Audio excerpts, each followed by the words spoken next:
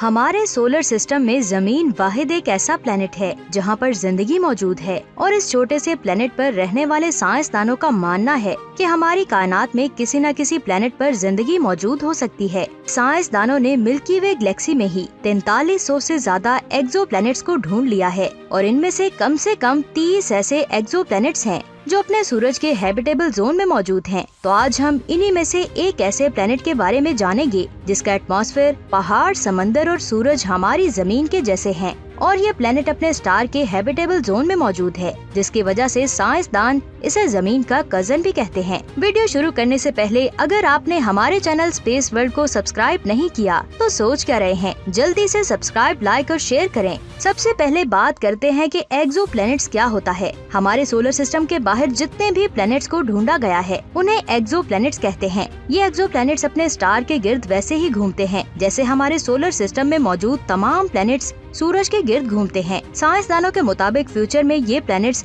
हमारे रहने के लिए एक बेहतरीन जगह साबित हो सकती है, लेकिन ये तभी मुमकिन हो सकता है जब ये अपने स्टार के हैबिटेबल जोन में मौजूद हों। हैबिटेबल किसी भी स्टार का वो एरिया होता है जहाँ पर पानी लिक्विड फॉर्म में मौजूद हो और हमारी जमीन भी सूरज के हैबिटेबल जोन में आती है, जिसकी वजह से हम यहाँ पर जिंदा हैं। साइंसदानों ने हमारी मिल्की वे गैलेक्सी में ही 30 से ज्यादा ऐसे प्लैनेट्स को ढूंढा है जो अपने स्टार के हैबिटेबल जोन में आते हैं। हो सकता है कि उन पर पानी के बहुत बड़े बड़े समंदर मौजूद हों जो हम इंसानों के रहने के लिए बेहतरीन साबित हो सकते हैं। लेकिन यहाँ एक सवाल आता है, क्या हम वहाँ पर पहुँच पाएंगे? यहाँ मैं आपको बता दूं कि ये सभी प्लैनेट्स हमारे जमीन से कई लाइट ईयर्स दूर हैं, जिसकी वजह से हमारे वहाँ पहुँचने में कई लाखों और करोड़ों साल लग जाएंगे, यानी वहाँ जाना नामुमकिन है। चले मान लेते हैं कि हम किसी तरह वहाँ पहुँच भी जाते हैं, तो क्या हम वहाँ रह पाएंगे? क्योंकि हम इंसानों के जिंदा रहने के लिए वहाँ का एटमॉस्फेयर हमारी जमीन के जैसा होना बहुत जरूरी है और वहाँ पर पानी का समंदर भी होना चाहिए, जिसकी वजह से हम इंसान वहाँ जिंदा रह सकते हैं। तो दोस्तों, यहाँ मैं आपको बता दूं कि साइंसदानों ने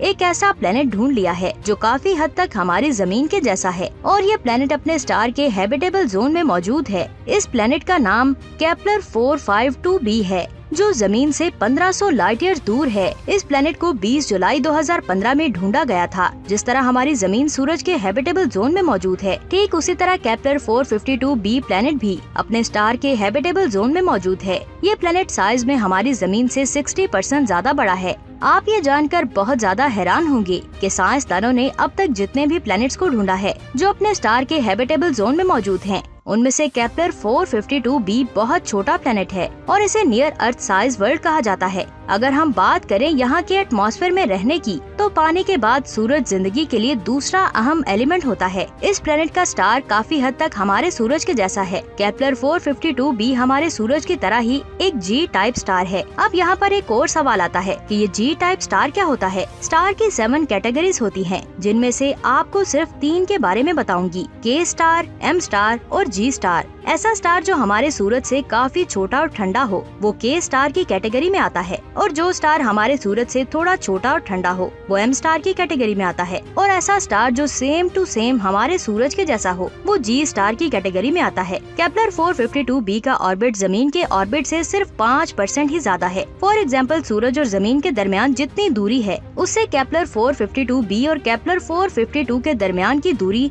सिर्फ 5% ज्यादा है। इसलिए ये अपने स्टार के गिर्द अपना एक चक्कर 385 दिन में कंप्लीट करता है, यानी कि हमारी जमीन के ऑर्बिटल पीरियड से 20 दिन ज्यादा। इससे पहले हम ये समझते थे कि जिंदगी सिर्फ जमीन पर ही मौजूद है, लेकिन हम गलत थे। हमारी मिल्की वे गैलेक्सी में हमारे सोलर सिस्टम की तरह ही लाखों करोड़ों सोलर सिस्टम्स मौजूद हैं, जिनके अपने प्लैनेट्स मौजूद हैं और केपलर 452b इन्हीं में से एक है। इसके स्टार की उम्र 6 अरब साल है, यानी कि हमारे सूरज से 1.5 अरब साल ज्यादा, जिसका साइज हमारे सूरज से 10% ज्यादा है और सूरज से 20% चमकदार भी है। इस प्लेनेट के स्टार का टेम्परेचर हमारे सूरज के टेम्परेचर के बिल्कुल बराबर है। जहां सूरज का टेम्परेचर 5778 केल्विन है, वहीं स्टार का टेम्परेचर 5757 केल्विन है। इतनी ज्यादा चीजें सेम होने की वजह से साइंसदान इस प्लेनेट को अर्थ 2.0 भी कहते हैं। केपलर 452b प्लेनेट का साइज हमारी जमीन के साइज से 60% ज्यादा है, इसलिए इसे सुपर अर्थ कहते हैं। इस प्लेनेट की ग्रेविटी भी हमारी जमीन से 2 गुना ज्यादा है। जब हम इस प्लेनेट पर जाएंगे तो हमारा वजन दुगना हो जाएगा।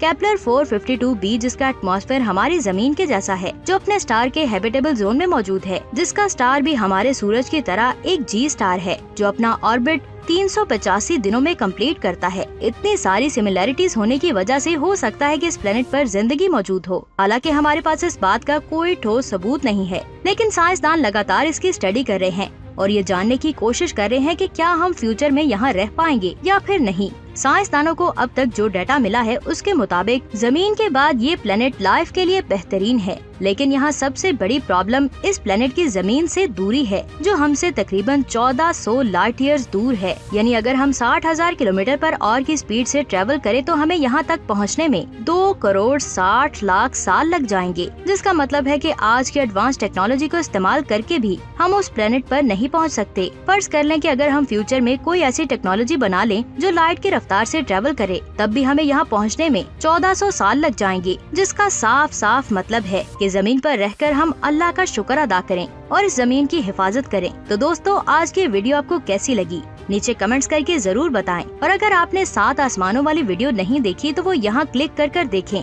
और अगर आप हमारे सोलर सिस्टम के सबसे बड़े चांद गैनीमेड के बारे में जानना चाहते हैं तो यहाँ क्लिक करें। और ऐसी अमेजिंग वीडियोस को देखने के लिए हमारे चैनल स्पेस वर्ल्ड को सब्सक्राइब करके बेल आइकन को प्रेस करें। अपना बहुत सारा ख्याल रखें। खुदा हाफिज।